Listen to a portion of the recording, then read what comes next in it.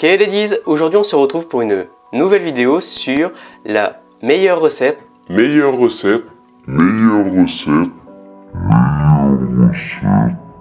pour la création d'entreprise. C'est le sujet d'aujourd'hui et on se retrouve tout de suite.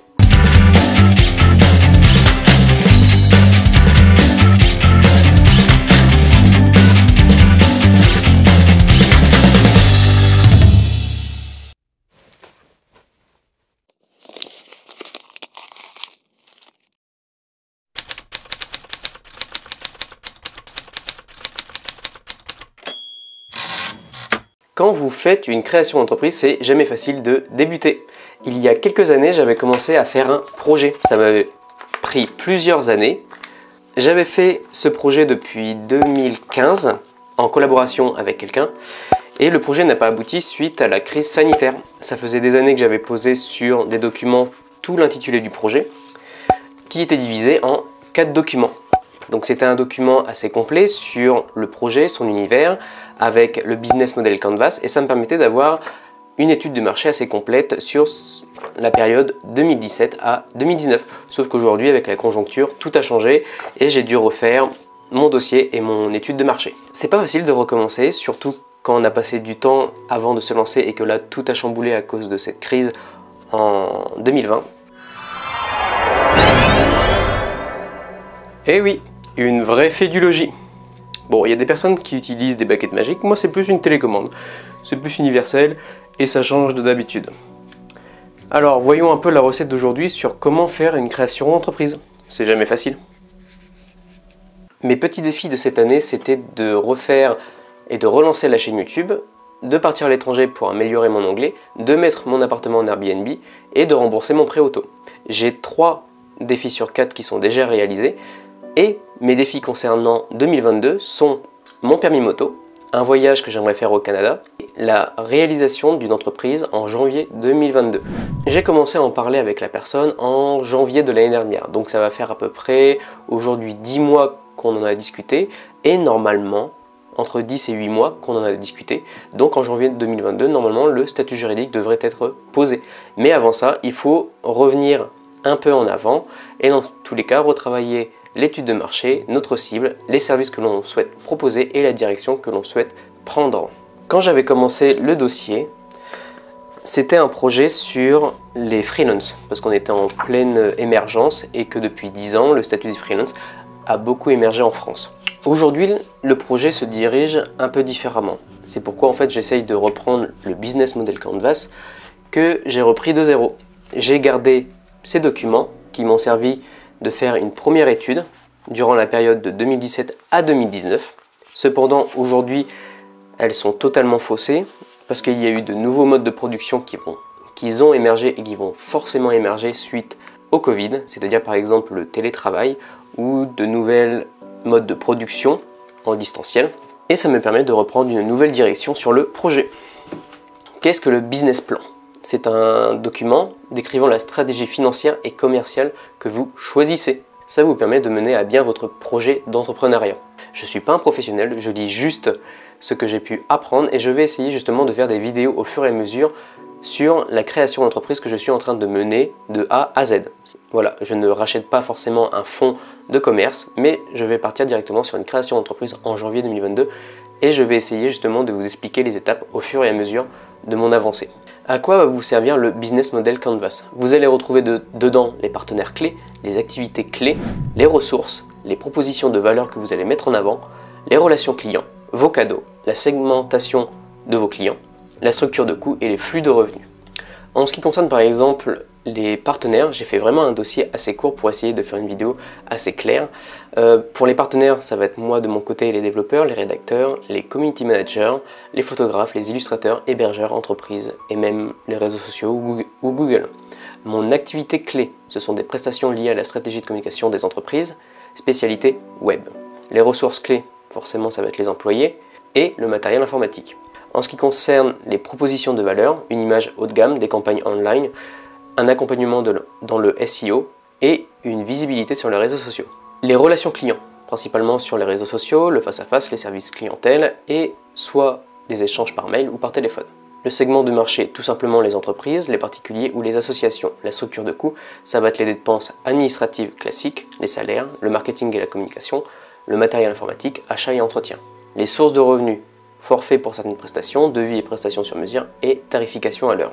Voilà plus ou moins le résumé global de ce que l'on pourrait faire si par exemple je faisais une création d'entreprise normale, c'est-à-dire qu'avant de me lancer dans le gros projet sur lequel j'ai travaillé depuis plusieurs années, en avant, je dois partir sur un petit projet, donc une création d'entreprise, spécialité web, avec un statut juridique de SaaS. La SaaS me permet justement de garder mon statut de free, et par la suite, je peux faire évoluer ce régime, ce statut juridique, pardon, et le faire évoluer en SARL. Mais aujourd'hui, je préfère commencer en SaaS, ce qui me permet de garder ma clientèle aujourd'hui. Donc j'ai refait un business model sur 17 pages. Là j'ai essayé de simplifier mes explications, mais dedans vous allez avoir le résumé opérationnel, les origines du projet.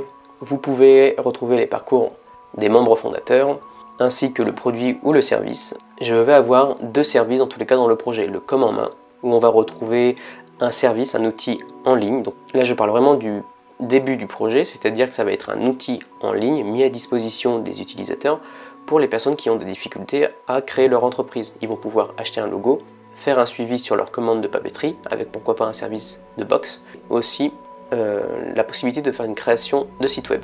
Donc ça c'est le premier service en fonction de l'outil qui va être le com en main. Le service numéro 2, ça va être les clés en main, c'est-à-dire que là ça va être un professionnel de la communication, donc de l'entreprise, ou un freelance qui va justement suivre le client qui aura fait sa commande en ligne ou en fonction de la demande du client, changer légèrement le brief pour qu'il soit beaucoup plus personnalisé. Voilà, très simple. Là, le début de l'entreprise. Aujourd'hui, sur le marché, on a besoin de digital et du numérique. C'est pourquoi je me focalise sur une entreprise spécialisée dans le domaine du web avec un statut juridique de SaaS et avec deux services. Mais bien évidemment, le projet va évoluer parce qu'il y a plusieurs choses à faire. Mais pour débuter, il faut, dans tous les cas, quand on est débutant, avancer petit à petit. Par exemple, moi je vais devoir me former au fur et à mesure en ce qui concerne la gestion d'entreprise, la comptabilité, le suivi. Il y a des choses que j'ai menées en tant que freelance, faire de la gestion de projet, faire du relationnel auprès de mes clients, faire ma propre compta, mais elle est totalement différente si par exemple je faisais une entreprise. Donc je vais devoir revoir mes bases. Pareil, j'ai pour ambition de faire une entreprise à l'international. Donc là, pendant les 3-4 mois, je vais essayer de voir pour améliorer encore mon anglais. Je suis parti 1 an en Australie. J'améliore mon anglais au quotidien, donc à peu près 15-20 minutes chaque jour, depuis un petit moment. Et là, j'aimerais partir, par exemple, soit à Stockholm pour améliorer mon anglais pendant une période de 2-3 mois. Pourquoi? Parce que là, j'ai un créneau de septembre à décembre et j'aimerais partir pour améliorer mon anglais. Pour ensuite revenir en janvier et faire une création d'entreprise. Là, dans tous les cas, j'ai demandé à Pôle emploi international de m'accompagner pour partir à l'étranger. Et après, j'ai demandé également un autre suivi auprès de Pôle emploi pour la création d'entreprise. Je ne sais pas du tout comment ça va fonctionner. Je vous en parlerai au fur et à mesure de mes avancées et on en reviendra plus tard. En ce qui concerne le dossier que j'ai commencé à réaliser, en ce qui concerne mon business plan, j'ai parlé de la réglementation, des stades d'avancement, en ce qui concerne le planning prévisionnel sur plusieurs mois, le marché, les tendances actuelles, l'analyse du SWOT, c'est-à-dire vos opportunités, les menaces, les forces et même les faiblesses que vous pouvez rencontrer. Moi, principalement, les faiblesses, c'est la société variable suite à son changement sur le moment présent. On n'est pas à l'abri d'un changement régulier, surtout en fonction de cette crise ou même des normes sanitaires ou même des lois ou des changements que le gouvernement met en place.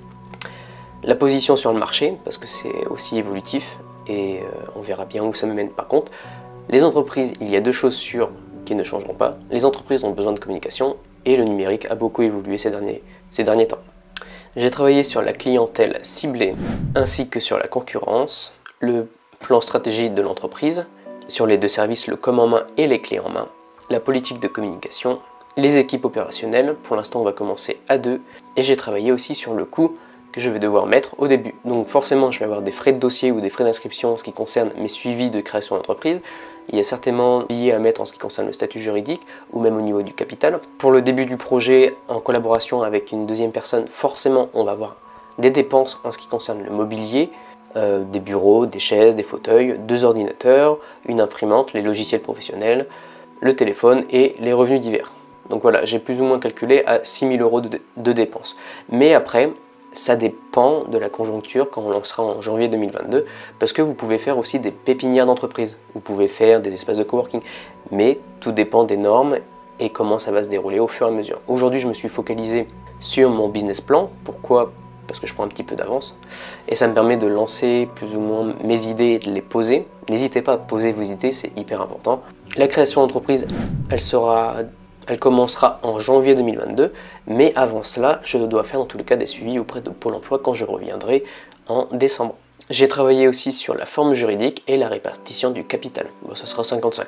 L'idée aujourd'hui est de lancer une création d'entreprise avec le nom Wanted, c'est-à-dire que ça sera une entreprise spécialisée dans le domaine du web où on proposera des solutions et un accompagnement pour les personnes qui ont des difficultés dans leur communication. C'est un projet de solidarité que je vais essayer de mettre en place, surtout en fonction de cette crise, parce que même si par exemple la crise sanitaire se termine, après il y aura une relance économique à faire, et je pense que ça va être un petit peu compliqué pour des entreprises qui n'ont pas forcément de budget.